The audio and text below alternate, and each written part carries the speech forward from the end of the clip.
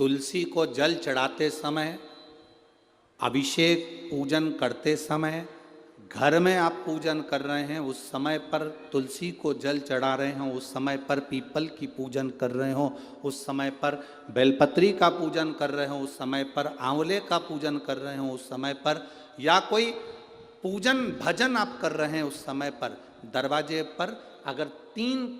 सामने खड़े हो जाते हैं तो ये समझ लेना कि आपकी पूजा को भगवान ने स्वीकार कर लिया। कौन 3 है उसका स्मरण करिएगा। पहला, पूजन करते समय, भगवान की आराधना करते समय अंदर मंदिर में अपने घर में बैठकर आप भगवान निहला रहे हैं, भगवान की पूजन कर रहे हैं, अर्चना कर रहे हैं, सेवा कर रहे हैं, माला जाप कर रहे हैं, पूजन अर्चना कर रहे हैं, तुलसी को जल चढ़ा रहे हैं, उस समय पर 3 का दर्शन अगर आपको हो जाता है, आपके दरवाजे पर अगर आ जाते हैं तो आपका समझ लेना पूजा स्वीकार हो गया। पहले नंबर पर पूजन करते समय दरवाजे पर गौ माता आकर खड़ी हो जाए, समझ लो तुम्हारा पूजन सफल हो गया।